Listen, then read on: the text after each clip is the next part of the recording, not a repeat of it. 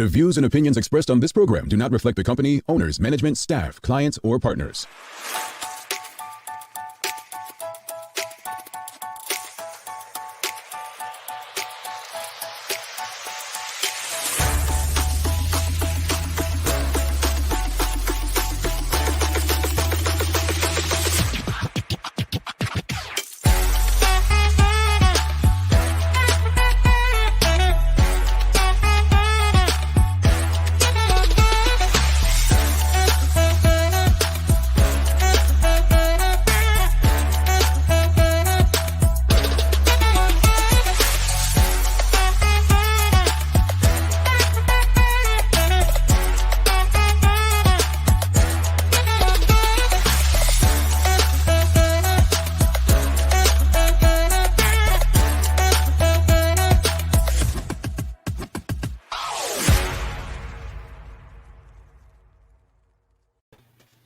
It's Friday, the 17th day of September. Welcome to the Daily Hour, brought to you by Medical House One Communications and Lindos. I'm Jamal Hartman, along with Dean Michaela Ian and Leanna Lambert, who will be with us in a bit to bring you the latest in her news. What's going on with me this morning, Michaela? You're tired. You're mad because you're back home. Like, it's a lot.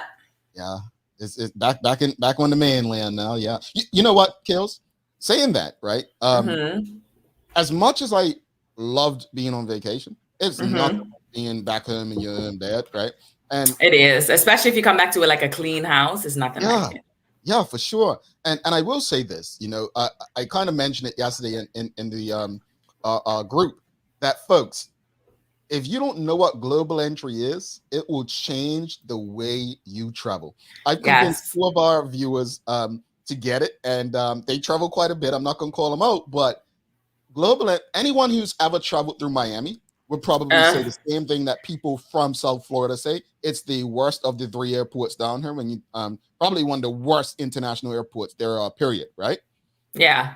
When you're coming back from the Caribbean, South America. Exactly. Yeah, South America, Caribbean. When you're coming from there and you have to go through Miami, it's horrible. Yeah. So anyway, as I stated privately, I think my wife secretly hated me because she had global entry all this time, and when we traveled together, she would obviously stay with me, and you would be through those long lines and everything. And yesterday, I said to her, "Did you used to hate me? Did you?" She's like, "I just used to shake my head and ask myself why." Because listen, Nick is a real one. Because I don't know, but he tried to tell me that, yeah, you would have left me in it. Global entry. Let me tell you how quick it is. It can take you hours to get through Miami's customs immigration. Let's just be clear. It can take you hours. Global entry, legit less than 2 minutes yesterday. Like, you legit just go straight to the kiosk. I don't even need my passport, right? And just for the record, Bermudians can apply, but I believe you need your British passport to do so. You would need you cannot get global entry with a Bermuda passport. Yeah, you can't get it but if you have a UK passport, you can apply. And you can actually do the application and interview here in Bermuda at the airport. Yes. Correct. So, folks, if you're eligible, I would encourage you to get it. We're getting all up into that. But anyway, good morning to everyone, and thanks for making us a part of your daily routine. Today, we have Darren Glaford of Systemized joining us. I'm not sure if you saw on the daily last week. It's a new company by a group of police officers that they are putting together to improve safer driving in Bermuda. So this should be a good conversation. The Daily Play, it's the feud today, folks. We love the feud.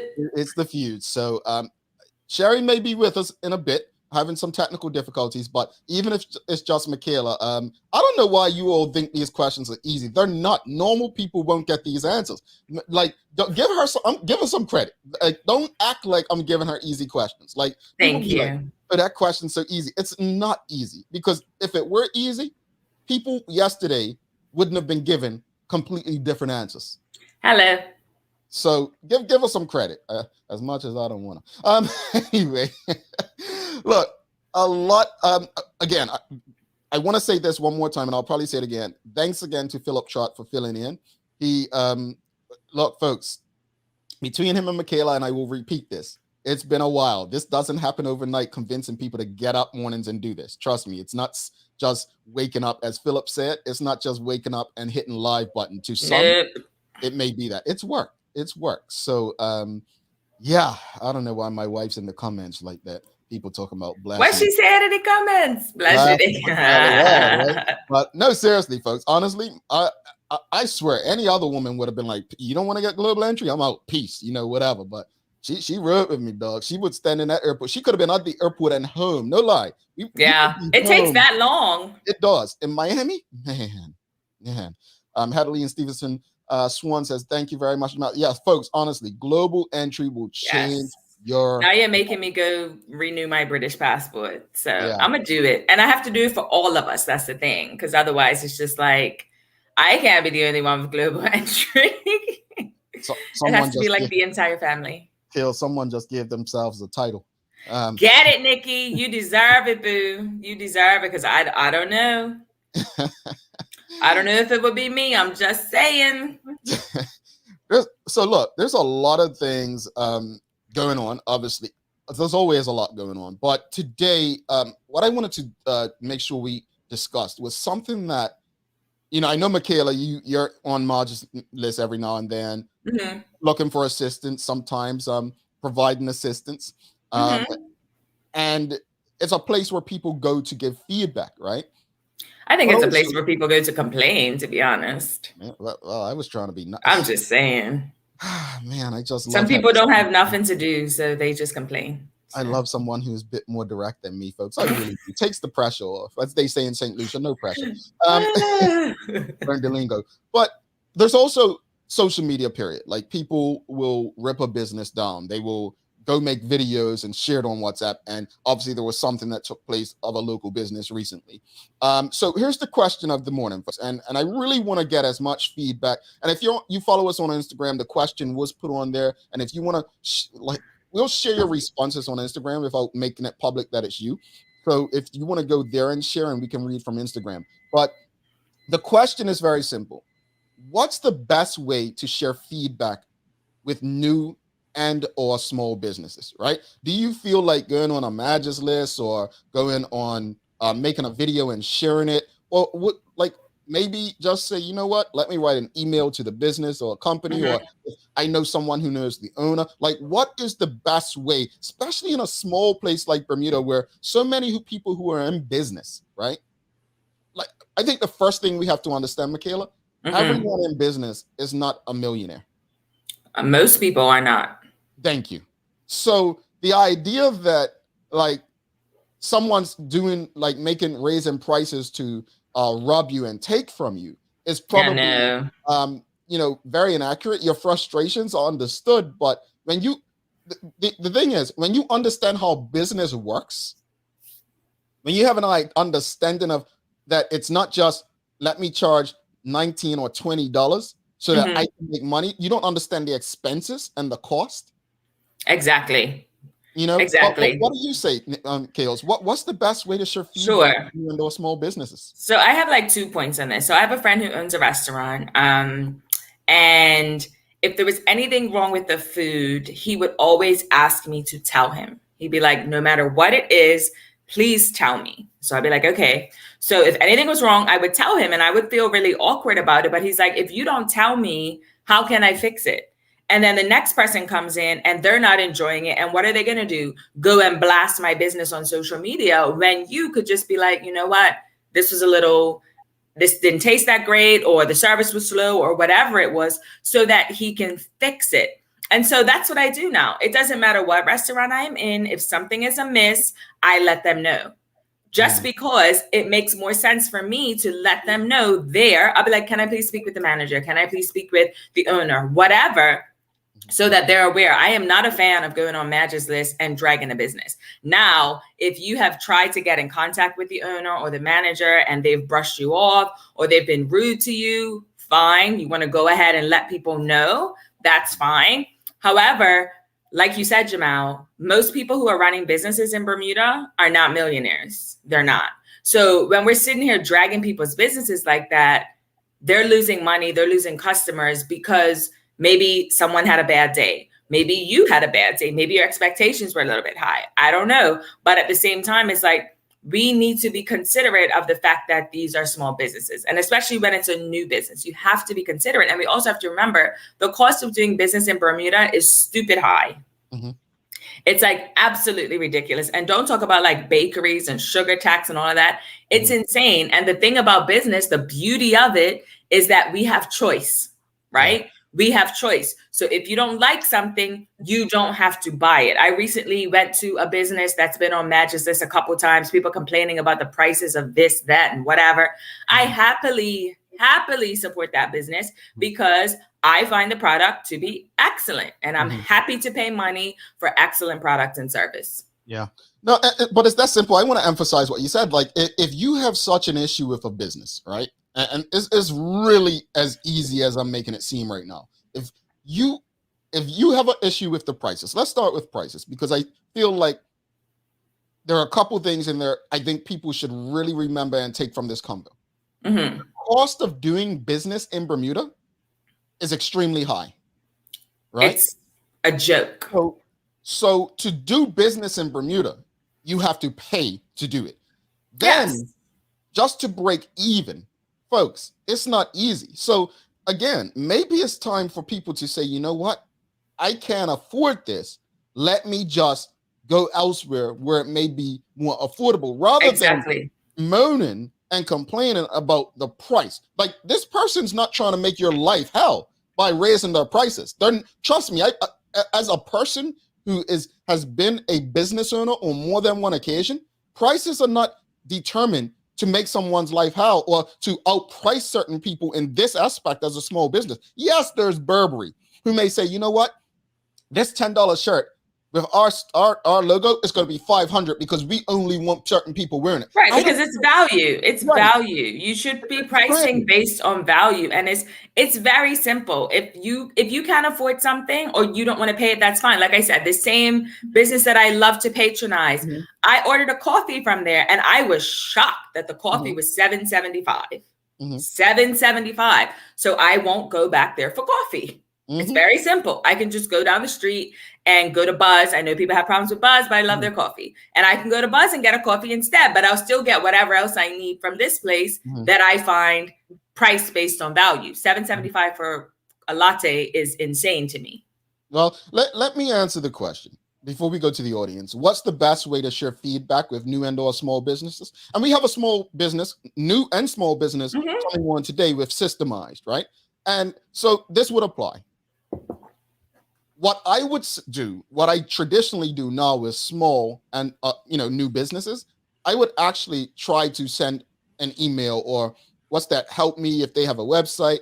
I would actually try to contact them. I would try to say, look, your prices are going up a bit. It's really tough to support you.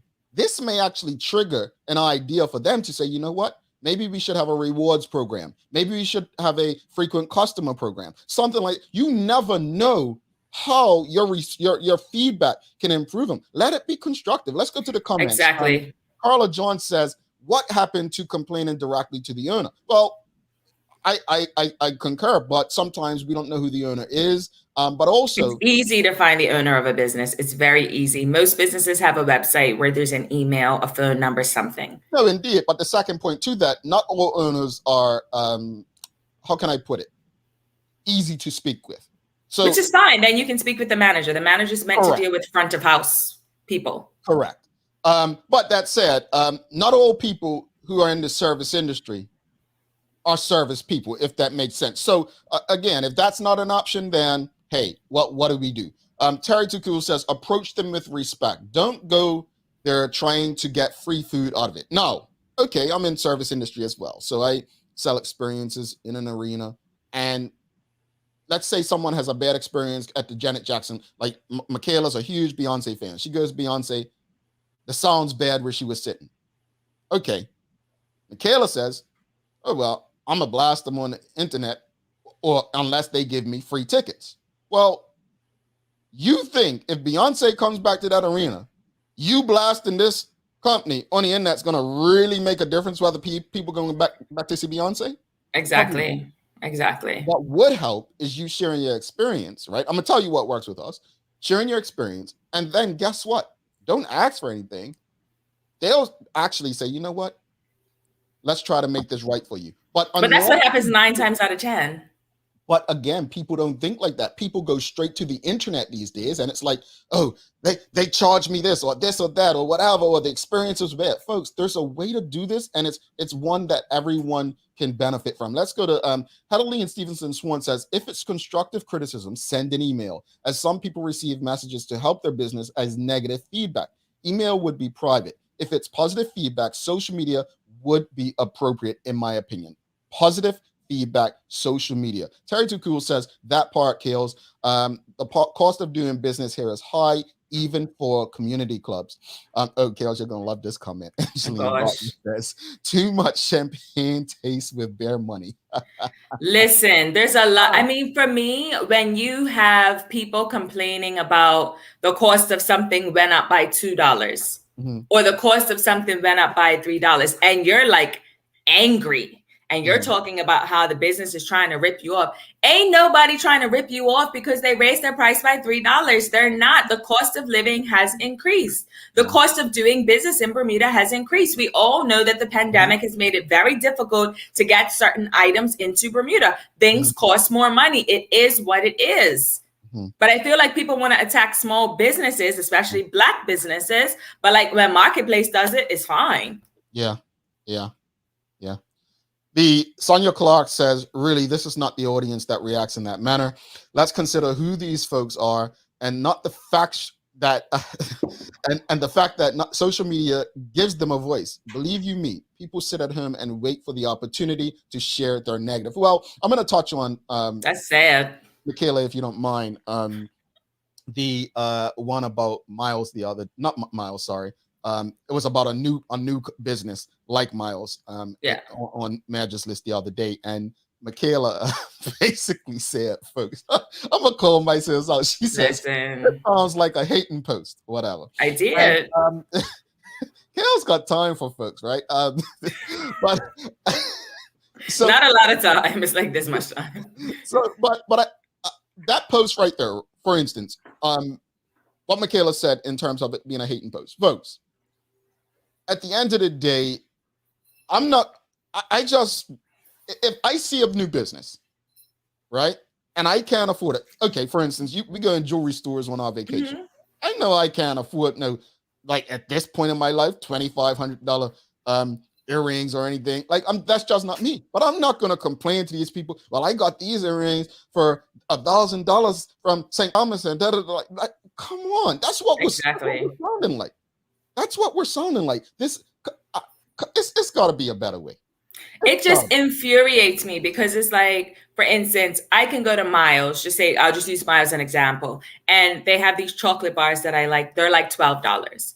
I'm sure there are people who be like, oh my God, I can't believe you paid $12 for specialty chocolate, blah, blah, blah, blah. You could just buy a Snickers, blah, blah, blah. Yeah, I could. However, this is what I like. This is what I choose to spend my money on. If you don't like it or can't afford it, just keep it moving. If you can't afford a specialty grocery store in Washington Mall, just walk past it. It's like not a big deal. And so for me, it's just like, I don't understand, and I will never understand people who complain about things that are above their price range. Just don't buy it. It's that simple. Honestly, folks, I love quality, but I cannot afford the quality that I want most exactly. of the time. Like I'm not sitting here like, oh, let's have caviar every day. Of course not. That's outrageous. You know, there are people who like to have caviar every day. There are people who drink Ace of Spades champagne every day. I can't afford that. Like I'll have it for my birthday, but I can't have it every day. You see me messing up my face, right? That's I don't do caviar either. It's not that's my face pretending that it's nasty because I can't afford it. Anyway, Mark Arthur C. Phillips says, good morning. The best way is to give them a call or send an email. Madge's List and People's List should be last resort. Shawnette Bell says, contact the business owner directly. Some owners may appreciate the feedback or complaint so they can make their customers' experience better on a way to improve their business. It's very simple. Nachika Trot says, we have also to consider how the establishment treated previous customers who raised concerns. Indeed, absolutely. And let's wrap it up with these last few comments. Maybe some will have reality check when they travel overseas and discover prices are higher there too. Oh, they are. Yeah. Leslie Swan says, and don't forget the fish rest just did renovations. So talking about the restaurant that Yeah. we're talking about, Michelle White, and we'll wrap it up with Janae Pereira Ednes. I wouldn't complain about prices. This is Bermuda. There's complaining and there's opening the floor for opinions. My experience may be one-off, and I would stand to be corrected. I've raised issues deliberately online for public opinion. Yes, the employer then reached out directly, and I took the post down, but they know that people are concerned. Janaea Pereira Edna says some Bermudians will complain about small business prices, but then turn around and buy designer items. Oh, yes, I've seen that. And let's end it with Headline Stevenson Swan says the only places in Bermuda we have no choice on is Belco and KMEH. We have a choice with supermarkets and clothing store. And folks, honestly, I'll say this much as we wrap it up. There are choices in life. And honestly, I told you about my issues with Uber in August, and since then I've used Lyft. There you go. I didn't blast Uber. I have major issues with Uber, that driver in particular. Michaela and I and some of our other colleagues had an issue with a small Bermudian business, a Black-owned business. Not once did we publicly shame that person. Nope. We spoke to the person, and we spoke to the person. Were we satisfied with the responses we got? Nope. But there's ways to do things. Exactly. You can either go back to that person or not. You can not recommend that person or that business. But I only share that because, I mean, there was a bank in Bermuda that my company had a horrendous time dealing with in August. They messed up big time. Mm-hmm. Not once did it cross my mind to go public or make a video and, do anything of that nature. Why? And I'll share with you, my uncle once said, we are fighting conscription, my youngest uncle. He said, nephew, you got to pick your battles. I didn't agree with him then. Of course, conscription was a battle I thought everyone should have fought. But his point is, folks, is at the end of the day, Bermuda is very small. Mm-hmm. And I'm okay offending people because I don't wake up trying to, but I just know my nature. I will do that. Yeah. But intentionally, I don't think Michaela or myself wake up and say, who we're going to offend today? Let's do this. Let's do that. No, that's not what we do. I say that because Bermuda's small and you never know when you may need the very business person or anyone involved with that in which you are publicly criticizing. So think about these decisions. Think about them. Let's bring Lee into the conversation. Lee, good morning, sister. How are you doing? Good morning, everyone. I am great on this Friday, TGIF. Hello.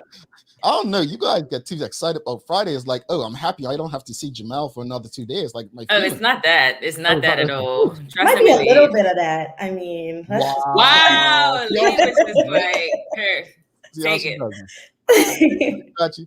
Anyway, Lee, let's go. Well, before we go to the news break, just your opinion on people. Like, what do you think the best way is to share feedback?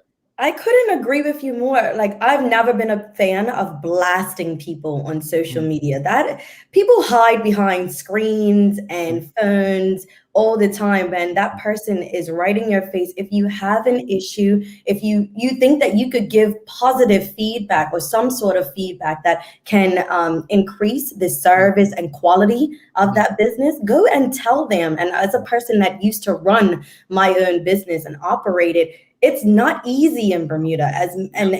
I'm with you, Michaela. Like, if you've never run your own business, like, please don't say anything because there are so many challenges. I don't know whether it's in products or services or however it may be. There are a lot of challenges in Bermuda to ensure that that business is of quality and you can sustain it over a long period and not just come and go. So, be more sympathetic to business owners and entrepreneurs out there that have taken that leap of faith to do it on their own. But people ain't got, look, we're living in a time people don't have compassion. So asking them to be sympathetic to a business is a tough ask. But no, I agree, Lee. And let's get to that news break. Over to you.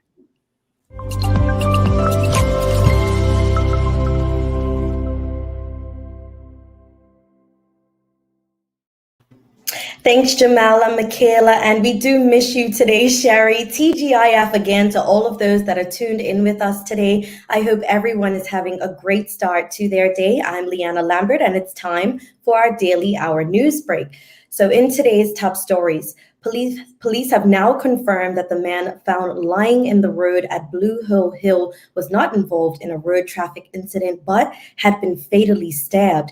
He was named as 57-year-old Dwayne Gibbons from Warwick, and sadly is the island's third murder victim of 2021. Now, acting detective Inspector Jason Smith said police were called to the scene just before 2:30 a.m. yesterday morning after a member of the public found Mr. Gibbons unresponsive in the road. Police say Mr. Gibbons may have been standing or leaning against the wall just east of the Swizzle Inn by the eastbound lane and believe he was there for some minutes before he collapsed. Now, what was interesting, police say, is that Mr. Gibbons was found at this location at this hour of the morning when he is from Warwick. The victim sadly leaves behind a mother and sister who Mr. Smith say were quote unquote reeling from the attack. Police are aware of people traveling by the scene in either direction and have urged anyone who saw Mr. Gibbons to contact them. We here at the Daily Hour extend our sincerest condolences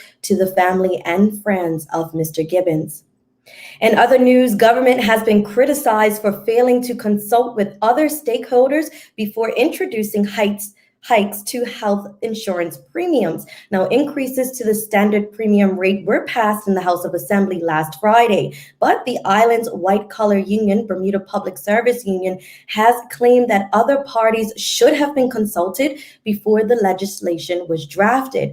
BPSU President Armel Thomas said that the union sympathized with government's need to increase revenues to pay for health care, but added that there was the requirement for proper consultation with community stakeholders on the issue, and pointed out that the hikes came when many workers and retirees find themselves grappling with the seemingly unending economic ramifications of the COVID-19 pandemic. Now, he said that the union would have appreciated the opportunity to weigh in on the topic.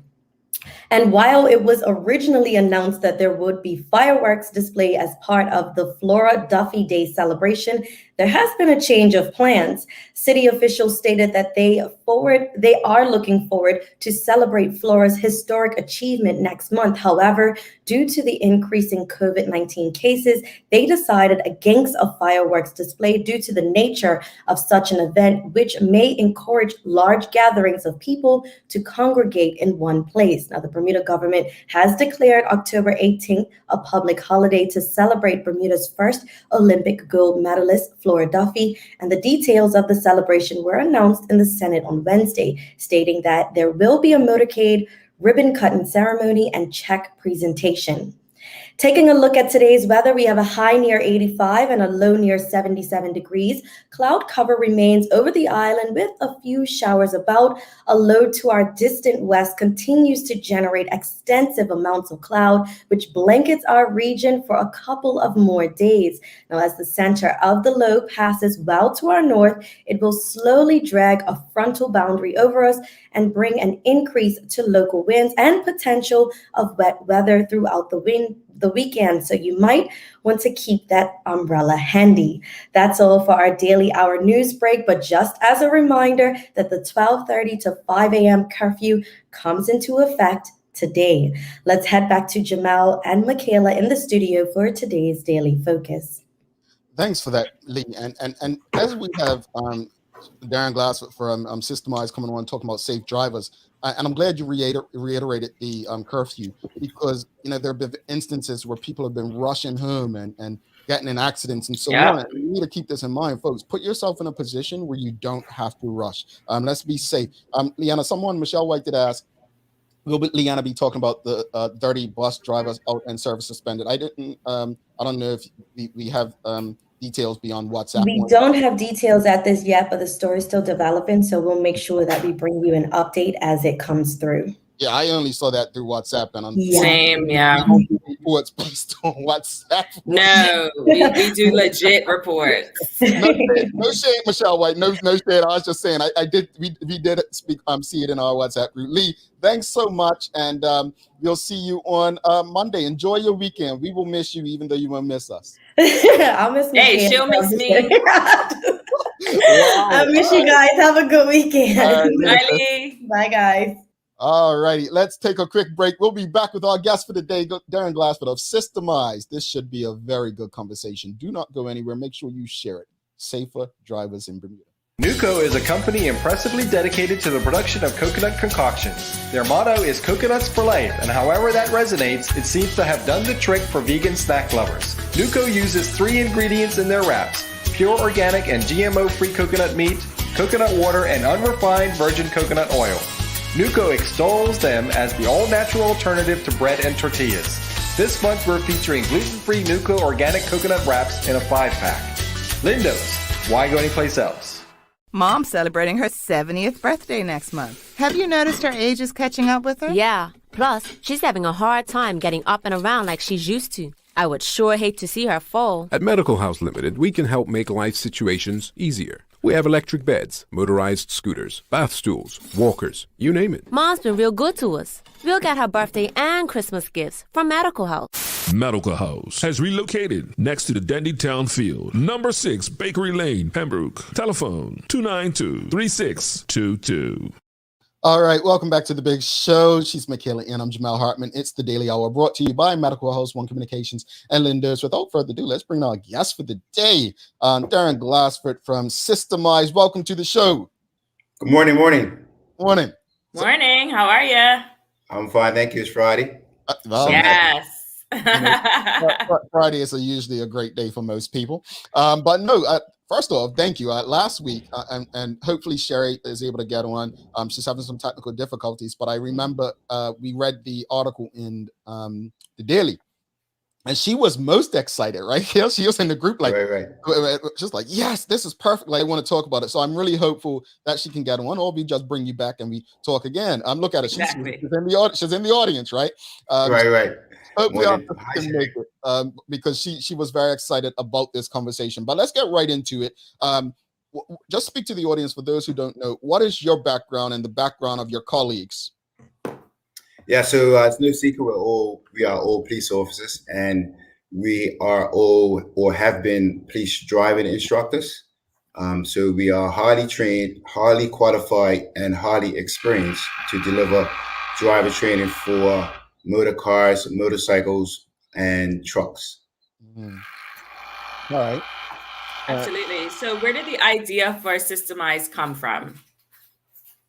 So I've been in the police service for 35 years, and where retirement's approaching. So it's something that I was thinking about for a very long time because I'm very passionate about driver and rider training. And I was sitting at my desk one day and an article appeared for the Ignite program, which is a small business accelerator program. I applied for it. I got in. And when I gave my first pitch, the response from everybody was very overwhelming. And they were literally like, what are you waiting for? We need this now. And here we are today. Awesome. So a lot of people speak about Ignite. Was that the one that you did as well, Michaela? Yes, I did cohort 3. They're in cohort 4 right now. Okay, cool. No, I heard a lot of good things about it. It's an incredible program. I was cohort 2. Absolutely beautiful program. Okay. Absolutely. So Darren, tell us why a business like this is necessary in Bermuda right now. No secret that we have a big issue with driver and rider safety. We're losing lives every year with people getting seriously injured.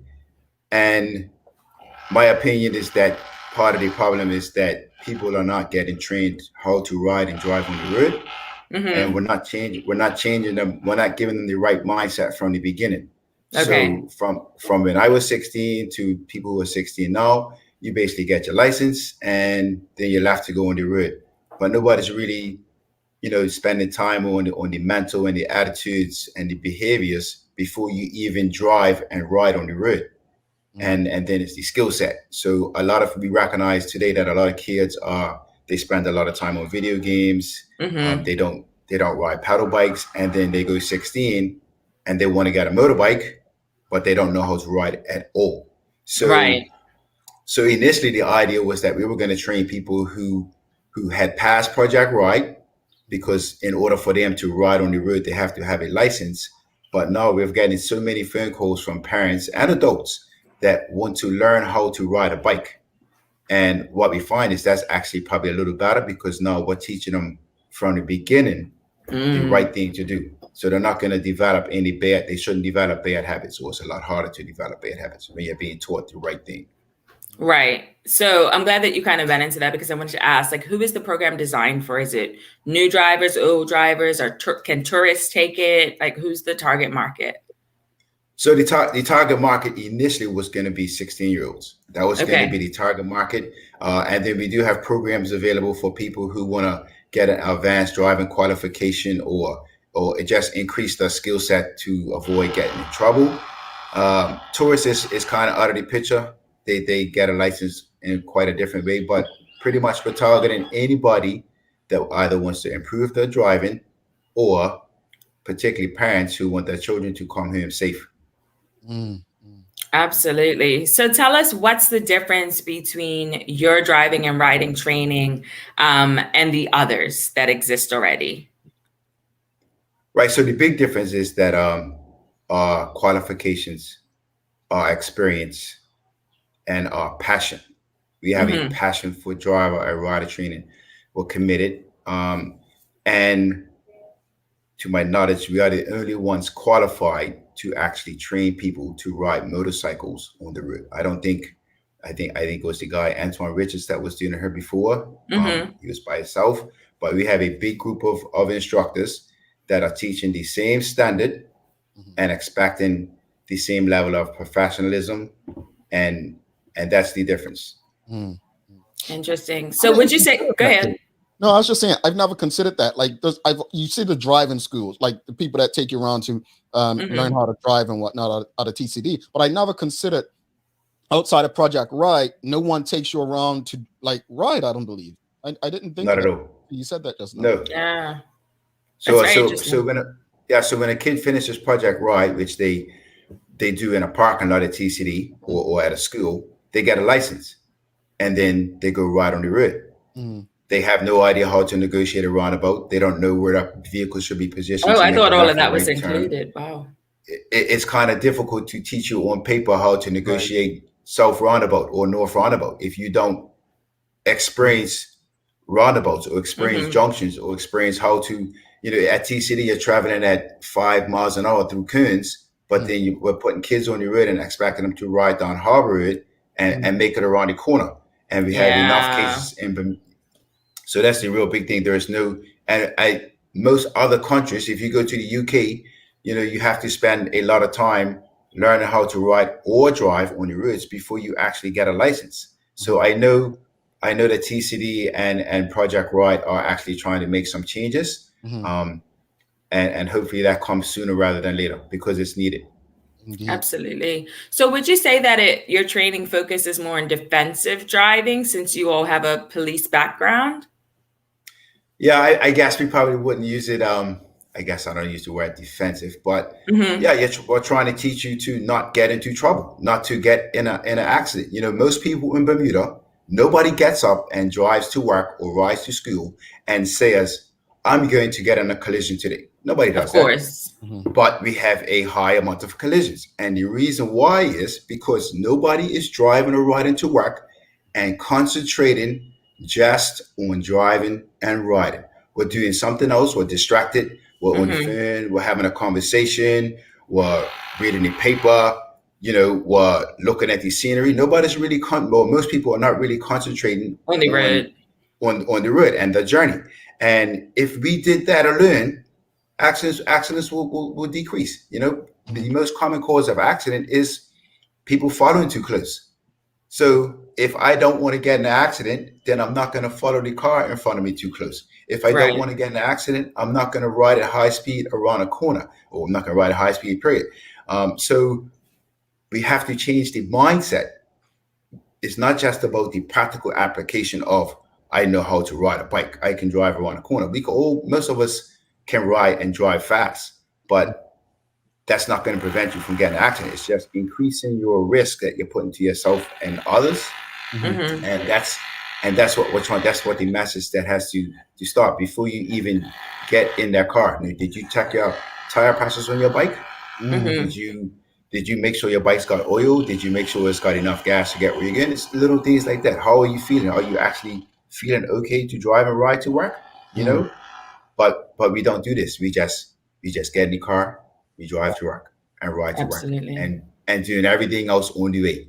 And then we Yeah. wonder why we have this high accident rate of collisions. And some of it is, people don't have the actual skill. Like the young kids don't have the actual skill. But when we look at the demographic of people that are getting into collisions, we're talking about adults, right? So Yeah. people are just making the wrong decision. They're taking unnecessary risk, and we have to change the mindset. Because if I said to you, on your way to work this morning, you're going to crash and you're going to break your leg, you are going to ride differently than you would if you didn't. It's always hindsight. I should have been slower around that corner, or I could have not been following that car too close. But by that time, it's too late. Yeah. Absolutely. So I know that you've incorporated security services with your program. Can you tell us about the need for that? Right. So that's another side of the business. And Okay. again, with some of these skill sets we have, you have, and I'll give you an insight. So we have a lot of limo drivers and taxi drivers. So we can offer a service on how to actually have what they will call executive driving, or VIP protection driving, because it's a different way of driving and things that you should be doing when you go to that side of the house. And when we teach you to drive and ride, most of the time it's on a dry road. But if the road's wet and you're driving to how the system, we want to call it, if you're driving to the system, you're going to stay out of trouble. The corner, you heard people making comments such as, "Oh, that corner's too sharp," or "the road was wet." That's not the issue. So that side of the house with the executive driving is just increasing the person's smoothness, the person's awareness of what's going around when they're driving people who are asking for, VIP driver or VIP protection. So that's a small side of the business, and a lot of the other stuff is just like security consulting and such things. All right, we have a lot of questions coming from the audience here. Quentin Stovall's asking, will the higher level of driving proficiency be reflected by lower insurance rates? If not, is that viable through analytics of the graduates over time? So we do have a program. We are still fairly new, but my intention is to touch base with the insurance companies and the Bermuda Road Safety Council, and encourage them that if people get a qualification, and it doesn't have to be systemized, it could be any recognized driver training business. If they get a qualification, then we should be saying to that person, "Hey, I'm going to give you a discount on your insurance because you are less likely to get involved in a collision." And that's the raw facts. If someone goes through the police driving program, they are expected to be driving at a certain level. And if we are doing that with members of the public, if we raise the standard for everybody, then we should have less collisions. If we have less collisions, then insurance premiums should go down, and hospital cost of hospital and all that stuff should go down. So insurance companies have something to benefit, and the Bermudian public have something to benefit by everybody becoming better drivers and riders. Yeah, indeed. Michelle White says, sorry, she missed the start. But will the program actually take riders actually on the road? The other programs are just at TCD, and you touched on that. But if you want to repeat what you were saying. No, we actually go on the road. The unfortunate part is we have to actually wait until they get a license from TCD, and we have actually had many parents already that have their children have passed Project Ride, but they have not allowed them to go on the road until they actually came to Systemized and did a few hours of training.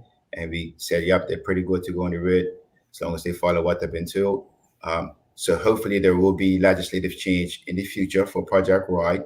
Their kids have to complete a certain amount of hours on the road, and it doesn't matter who it's with. It just needs to be somebody that's that can meet that standard. Yeah.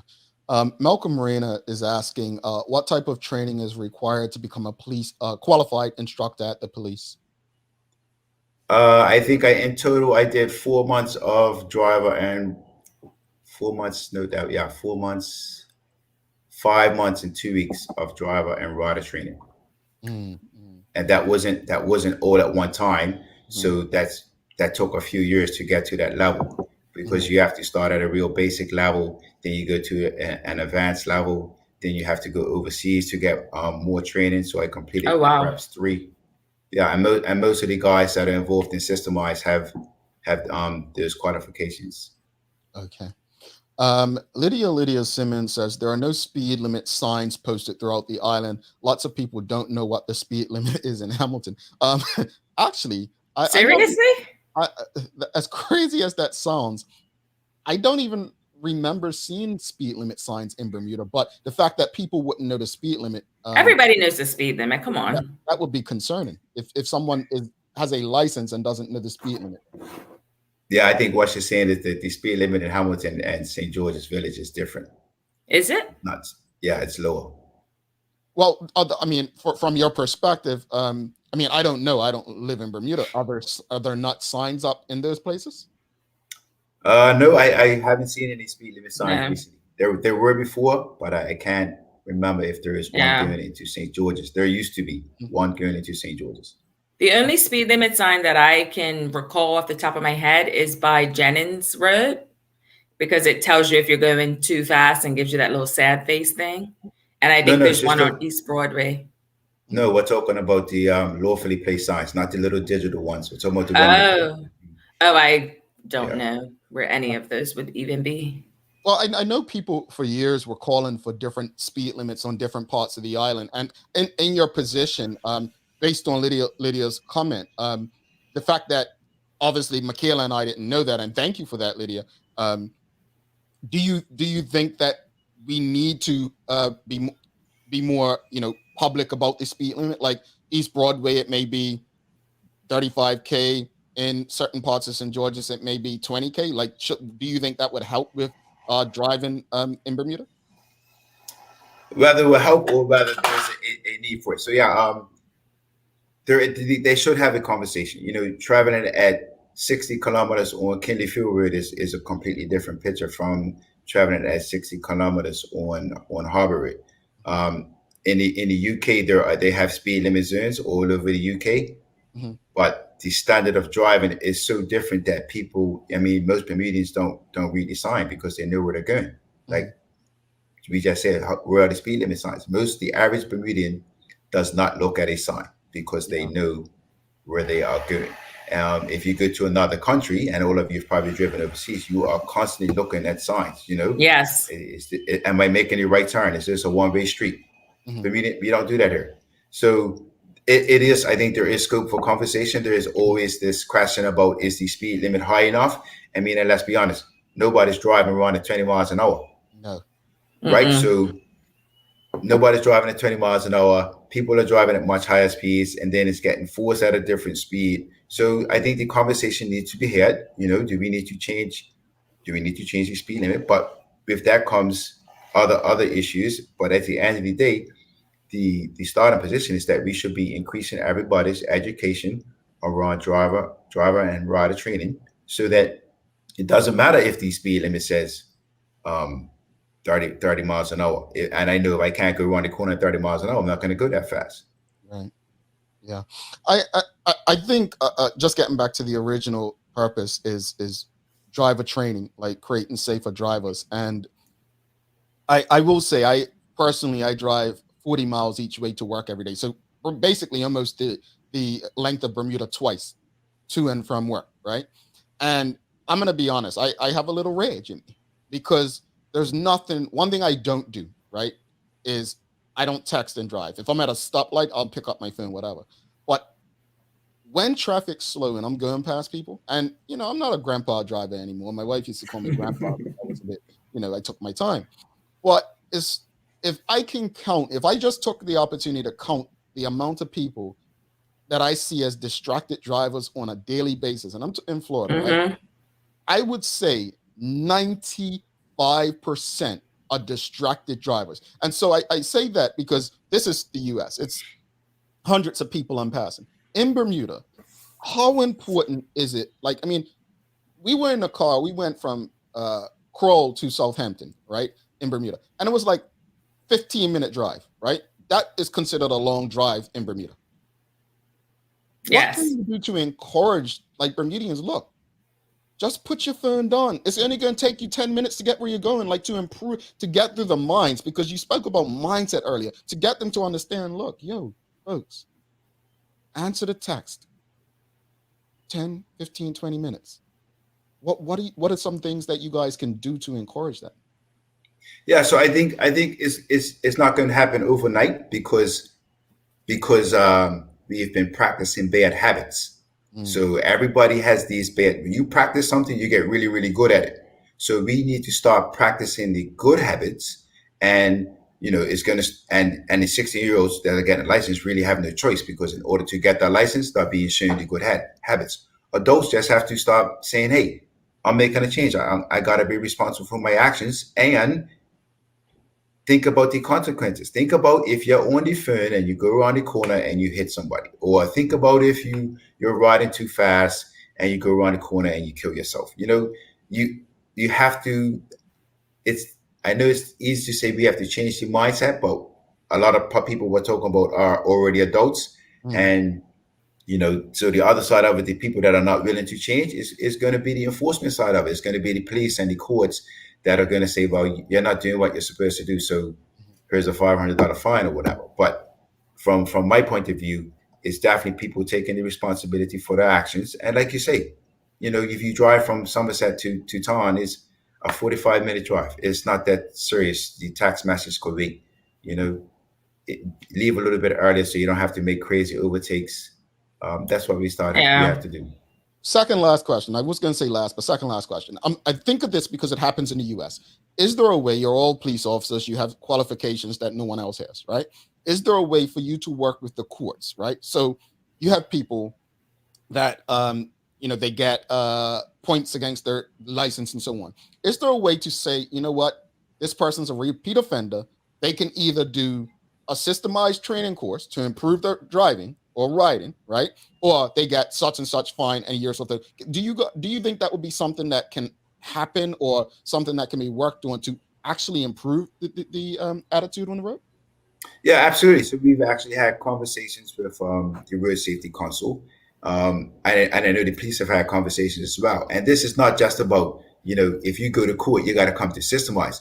I think what the court should be saying is that, hey, we're going to give you $2,000 fine and a year off the road, or you can go to a driver education program, a recognized driver education program, and when you complete that program, you may get 50% on your fine and 50% off on your time off the road, or something like that. But I agree 100%, and that is another way to change people's behavior, because people are going to court. Bermudians will pay a lot of money to keep their license, right? So people are going to court, and the courts should have the power to say, hey, this is an option for you. You don't have to go off the road. You don't have to pay all this money. You go complete that course and come back and see us when you complete it. So yes, I agree 100%. Indeed. Just go through a few more comments. I know we're out of time, but Quentin Stovall says, good answer, Mr. Glasgow. Mr. Glassford, he means. We need to have an honest conversation about the speed limit, bearing in mind that when the speed limit was established versus the advances of vehicular technology and advances in highway technology, and we are willing to pay as a country to raise the bar, i.e. standing water and oil deposition alone. Michelle White says, so true. Then once they are comfortable, all bets are off. And I just want to go through this real quickly. Shikarina actually says, turn on the feature on your phone that doesn't allow text messages to be delivered while driving, and it will alert the sender that you're driving. Interesting. I did not even know. Some phones do that. Interesting. I'll have to check that out. I did not. Well, it says it's in the settings she shares of iPhones and other phones. She's correct. That's a feature that I will say, parents, get it on your children's phone ASAP. Before you head out, just give us let people know how they can contact you, get in touch with you all that are interested in your services, adults and children. Yeah, so we have a website. It's systemizedbda.com.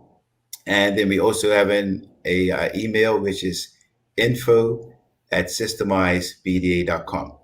And then we have Instagram page. Once you put in Systemize, you should be able to find us. All righty. Well, congratulations to all of you. I always say that starting a business is not about making money. It's about fulfilling a need within the space that we're trying to operate in. And this is definitely a need. I think the audience is very excited. And I think that, it's something that will benefit the community and Bermuda as a whole. So I definitely want to have you guys back also to speak about the other parts of your business, the security stuff as well. But if there's anything that we can do, please know that we're only an email away and we'll be happy to have you back. All right. Thank you very much. Everybody Right. have a good day. Thank you, you too. Darren Glaford, they're Systemized. Congrats again to all of them. Folks, don't go anywhere. We're going to reward you after this break. Do not go anywhere. We are going to reward you. And the first question of the feud is going to be driving related. How'd you guess? Just got it, folks. So honestly, I'm not even going to say we're getting there anymore.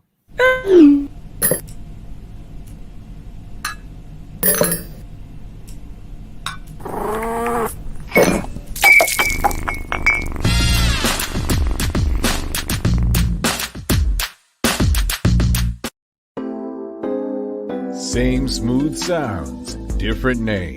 BCG Radio. Tune in every Tuesday through Sunday at 7 p.m. Bermuda time as we bring you the love, romance, sexiness with nighttime jams. Only on your station for conversations and entertainment. BCG Radio. Download the app, available for Android and Apple devices. All right, welcome back to the big show. Thanks again to Darren Shaky Glaford from Systemized. Folks, you know what to do at this time. If you enjoyed that conversation, you found that helpful, give us a thumbs up, a love, a like. Please make sure you share these kinds of conversations as they are extremely important to the well-being of our entire community. Michaela, it's time for the Daily Play brought to you by Heineken 0.0. Great taste, no alcohol. Are you ready? Born ready. Let's go. All right, Sherry is in the audience. She said she's going to play too, folks, and we'll be doing a giveaway. Hashtag, I will give it to you after we're done with the Daily Play, so don't go anywhere. We want to make sure we're giving you something to go off and enjoy the weekend. Here we go. First question of 3. Name that. It's the feud today. So, folks, you get the answer before Michaela. You win something as well. Name something people do while driving that they know they shouldn't. Texting or on the phone.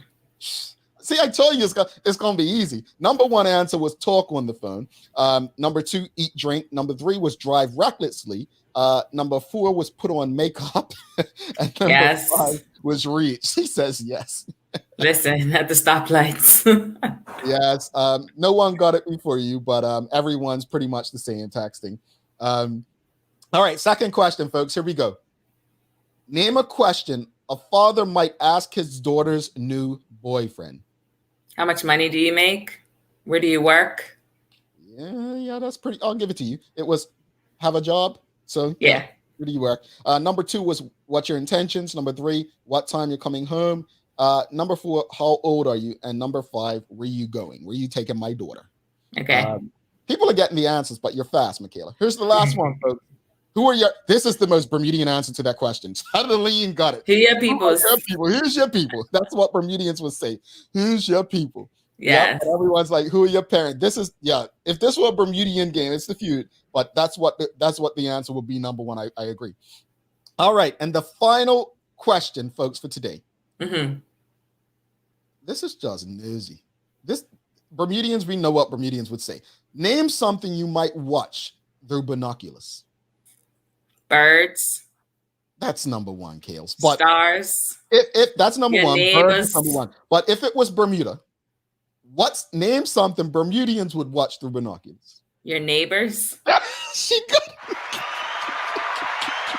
like, people are pokey. I'm gonna give it. Honestly, we're gonna give it to Karen Edwards Simmons, right? Because she got it right. She got neighbors right first, and then even Nicole Walker said it. But we're gonna give it to her. But if it was Bermudian, it would be neighbor. That was number 3. So bird was number 1, sport and event number 2, neighbors number 3, the stars number 4, and concert number 4. Now, folks, if you're watching a concert through binoculars, just don't go. Just watch it on TV. I mean, you just can't afford it. Sorry. No, don't watch it when it comes on TV. Don't watch it when it comes on TV. Look, what do you think of today's episode, Kils?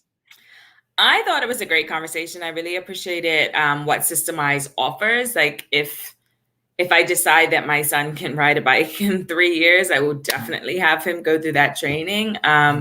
And I love the conversation earlier when we talked about small businesses and, you know, how to address issues with them. And I really hope that, I mean, I feel like our audience is not an audience that's going to try to like drag people on social media, but we know that there's a better way. And we have to think about the fact of, you know, if this was my business, how would I want people to react? So.